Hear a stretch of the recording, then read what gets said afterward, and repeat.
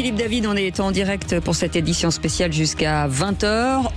Horaire normalement, c'est à 20h, on devrait avoir Premier ministre. une fumée on attend blanche. La fumée blanche du côté de l'Élysée. C'est un petit côté conclave au Vatican. Mais... Voilà, c'est ça. Avec autour de cette table, Philippe Bilger, Anne Mazoyer-Jankowska, et puis Michael Sadoun et Coralie Dubost. Et vous au 0826 300 300.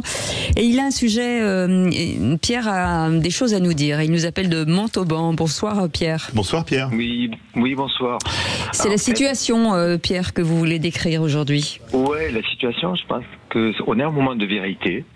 Les Français sont en train de le réaliser. Et ils sont en train de réaliser que ceux qui ont créé le problème ne le résoudront pas. Donc là, ils sont en train de se réunir, mais pour chercher de la stabilité, alors qu'on est en chute libre. On est en chute libre économiquement, avec le déficit, l'endettement, des problèmes liés à l'immigration, une perte de souveraineté énergétique. On peut les lister. Aujourd'hui, ceux qui ont créé le problème, ils sont encore aux manettes, que ce soit des socialistes, des centristes, des LR.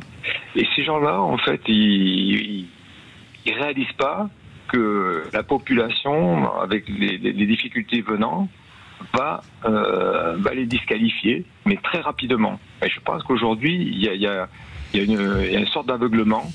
Et comme a dit Nicolas tout à l'heure, il comprend plus. Il ne fait plus confiance aux politiques parce que ces politiques-là n'ont pas compris le problème. Et je crois qu'il faut prendre du recul. Il faut dire qu'est-ce qui a amené la France dans cette situation et comment en sortir. Mais c'est pas en stabilisant une situation avec un technicien, je ne sais d'où. C'est vraiment, il faut une vision politique, mais c'est une vision politique qui doit imposer à l'Europe nos volontés, notre intérêt, et qui change fondamentalement, qui va peut-être enlever 20 ou 30 000 aux fonctionnaires qui coûtent 150 000 euros par an. Et je pense que ça va se faire dans la douleur. Mais là, on n'y est pas encore. Mais Pierre, voilà. On va réagir. On a l'impression, ce que dit Pierre, on revient un peu sur les politiques hors sol, qui ne comprennent plus finalement ce que veulent les Français. Coralie. Oui, on l'a entendu à peu près sous tous les gouvernements et à propos de tous les partis. Mais c'est peut-être vrai. Il y a probablement une partie vraie, une partie fausse. Ce qu'il y a de vrai, dont je peux témoigner, c'est que quand vous êtes élu, vous êtes propulsé dans une dimension qui change votre rythme de vie, votre administration de vie. On change vos documents administratifs, vos régimes de sécurité sociale, etc. Votre exposition, votre nom exposé en permanence, les comptes qui vous sont demandés en permanence, votre vie familiale, enfin, tout explose. Donc évidemment que ça vous transforme un petit peu. Et quel que soit votre parti d'origine et vos convictions d'origine, ça vous met sous pression. Et le fait d'être sous pression et de vouloir bien faire, parce que la plupart d'entre eux quand même veulent bien faire, qu'ils le fassent ou pas, mais ils en ont l'intention, ça vous met en tension vers des objectifs qui peut-être vous déconnecte de ce que vous étiez juste avant dans la réalité, comme tous les Français. C'est pas forcément un surplomb, une arrogance, c'est aussi la façon dont est fabriquée la vie d'un élu. C'est comme ça. Et puis, il y a aussi une volonté, une attention qui est portée, et selon les partis, avec des sujets de prédilection. Donc là, selon comment on se situe dans sa vie, si on est plutôt à gauche ou à droite, on a le sentiment d'être entendu ou pas entendu. Mais pour revenir sur ce qui était dit, et qui était intéressant sur le côté imposer sa voix sur l'Europe. En fait, lundi, quand les ministres ont été démissionnés, et quand je dis les ministres démissionnés, je pense aussi à tous ceux qui n'avaient pas... La deuxième salle, vous savez, de ministres n'avait pas été renommée, tous les ministres délégués. Oui. Donc là, ce sont des ministres démissionnés disparus, qui sont même plus en affaires courantes. Anonymisés. Anonymisés. Voilà. Donc je les appelle les ministres disparus, non remplacés. J'en peux plus. Donc l'exercice de leurs administrations non remplacées à ce stade. Par exemple, sur l'industrie, ce sont des sujets sur lesquels on travaille énormément.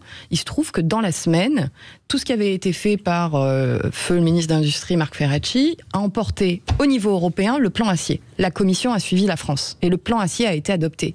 Donc même quand on a des victoires en Europe sur des choses très concrètes, le plan acier c'est quelque chose de concret pour nos industries, c'est pas ça qui va rétablir une crise politique, c'est malheureux. C'est malheureux parce qu'en fait on a une victoire et on aurait pu se féliciter de cette victoire, on a imposé notre voix en Europe, mais la crise de la semaine fait que c'est passé totalement inaperçu. Ça efface tout. Ça, c'est terrible. Donc, des victoires, on en a quand même de temps en temps, et peut-être qu'il faut qu'on apprenne à plus les regarder et les valoriser. Et ce que vous disiez sur la suppression d'un certain nombre de fonctionnaires, etc., ça, ce sont des débats de présidentiels. Pour moi, c'est pas le Premier ministre qui arrive ce soir qui doit se mettre à liquider les administrations ou quoi que ce soit, ou au contraire à les préserver. Pour faire un budget, ça peut aider. Moi, je crois mais vous pouvez pas changer fondamentalement les orientations de départ par rapport à un programme de présidentiel qui va être débattu. Je répète, on va commencer à parler des présidentielles dans 6 mois à peu près. 6 mois, c'est rien, on peut attendre 6 mois. Coralie, tu as raison, mais il y a un point sur lequel les Français ne peuvent pas te suivre, c'est que je suis d'accord avec toi. Je suis une européiste convaincue et cette victoire, c'est fantastique pour Alstom, pour tout le monde. D'accord. Quelle est l'influence directe sur la vie des Français? Mais c'est ça, c'est ce que j'allais dire. Sur les emplois, zéro. Sur les emplois, ça va être une influence directe. Tout ne peut pas avoir un impact direct sur la vie de chaque Français non plus. Parce que eux, ils ne sont pas tous dans ce secteur, ils ne travaillent pas tous dans les aciéries. Dans le micro. Pardon, ils ne travaillent pas tous dans les aciéries, et très clairement, même si nous on considère, et on a raison du reste de le considérer ainsi comme une victoire extrêmement importante, mais il faut prendre de la hauteur.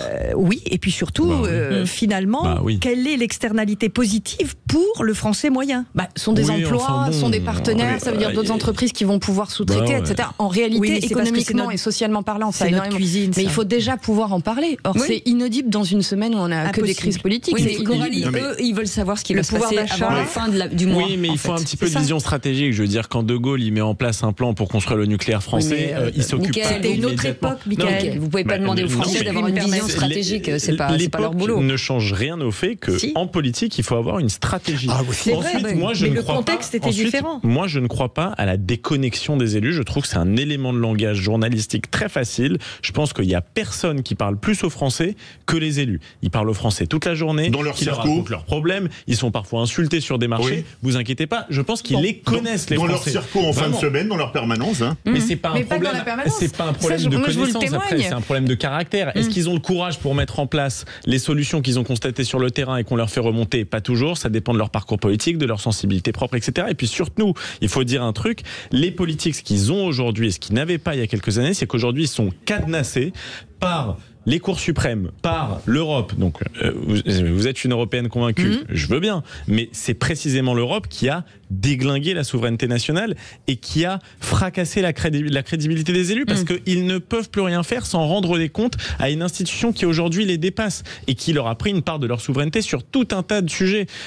Une partie de l'économie, contrôle des concentrations des entreprises, évidemment le dossier énergétique, les négociations commerciales, on négocie absolument plus nos tarifs douaniers. Tout ce qui est évidemment la délégation de souveraineté sur les questions de monnaie. Avant, on avait la maîtrise de notre monnaie, plus aujourd'hui. Bon, ce serait évidemment compliqué d'en sortir de l'euro. Je dis pas le contraire. Mais puis le franc les politiques sont dans une situation où ils peuvent plus rien faire, en fait. Je me demande si l'Europe ne devient pas un alibi à l'impuissance nationale.